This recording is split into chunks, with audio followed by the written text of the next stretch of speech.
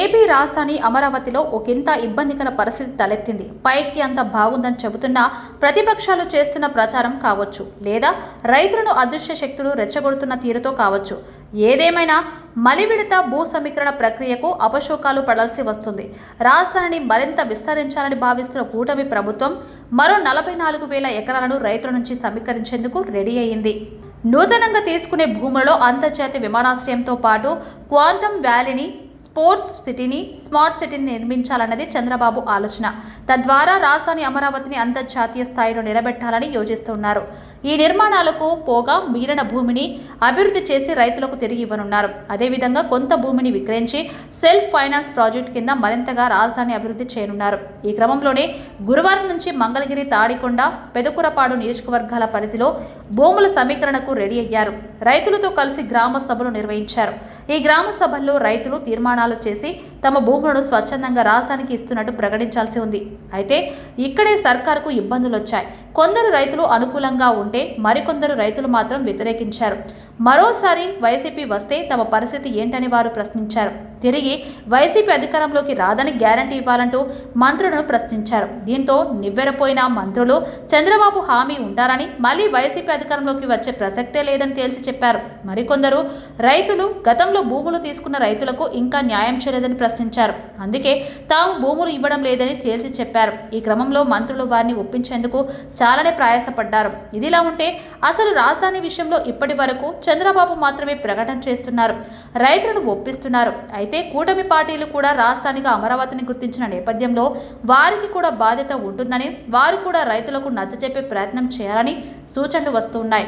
అప్పుడు రైతుల్లో ఉన్న భయాలు పోయి వారు స్వచ్ఛందంగా భూములు ఇచ్చేందుకు ముందుకు వస్తారని వ్యాఖ్యానిస్తున్నారు.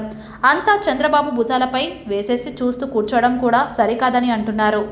2 దశల్లో మలివిడత అమరావతి భూ సమీకరణపై రాష్ట్ర ప్రభుత్వం నిర్ణయం. తొలి దశలో 32,000 ఎకరాలు ఆమోదించిన అథారిటీ త్వరలో నోటిఫికేషన్.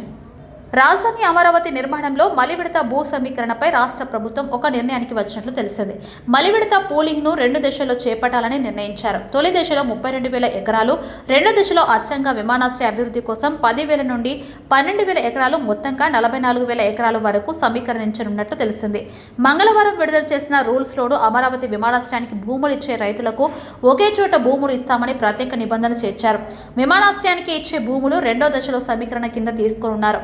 విమానాశ్రయం ప్రైవేటు వ్యక్తులకు అప్పగించే అవకాశం ఉండటంతో అక్కడ రిటర్నబుల్ ప్లాట్లు డెవలపర్ల వాటాకు ఇవ్వాల్సినవి ఒకచోట, రైతులకు ఒకచోట ఇవ్వాలని నిర్ణయించినట్లు సమాచారం. ఇటీవల జరిగిన అథారిటీ సమావేశంలో భూ సమీకరణపై జరిగిన చర్చలో తొలి దశలో 3 మండలాల పరిధిలో 32,000 ఎకరాలు తీసుకునేందుకు ఆమోదం తెలిపారు. దీనిపై ఈ వారంలోనే జిల్లా అధికారులు నోటిఫికేషన్ విడుదల చేయనున్నారు. తర్వాత గ్రామాల వారి నోటిఫికేషన్ ఇచ్చి సభలు నిర్వహించనున్నారు. తొలి దశలో అమరావతి మండల పరిధిలోని వైకుంఠాపురం, పెద్దమద్దూరు, యాండ్రాయి, కర్లపూడి గ్రామాలు ఉన్నాయి. తూలూరు మండల పరిధిలోని హరిచంద్రాపురం, వడ్డమాను, పెద్దపరిమి గ్రామాలను ఖరారు చేశారు. తాడికొండ మండలంలో ఏ గ్రామాన్ని తీసుకోవాలనేది ఇంకా ఖరారు కానున్నట్లు తెలిసింది. రెండో దశలో భూములు తీసుకునేందుకు పెదకూరపాడు మండలంలోని 2 గ్రామాలు, తాడికొండ మండలం పరిధిలోని 2 గ్రామాలను ఎంపిక చేశారు. అవసరాన్ని బట్టి గ్రామాల సంఖ్యను పెంచే అవకాశం ఉంది. ఇప్పటికే పెదకూరపాడు ఎమ్మెల్యే 8 గ్రామాల్లో సభలు పూర్తి చేశారు. పాత అమరావతి గ్రామం పూలింగ్కు తీసుకోవాలా వద్దా అనే అంశంపై కొంత తర్జన భర్జన పడుతున్నారు. ఈ గ్రామంలో ఎక్కువ శాతం లేఅవుట్లు వేసి ఉండటంతో ప్రభుత్వానికి భూమి ఎంత మిగులుతుందనే అంశంపై లెక్కలు ఖరారు కాకపోవడంతో అమరావతి గ్రామాన్ని తీసుకోవాలా వద్దా అనే అంశంపై స్పష్టత రాలేదని సమాచారం. దీనిపై 1-2 రోజుల్లో జరిగే సమావేశంలో స్పష్టత ఇవ్వనున్నట్లు తెలిసింది.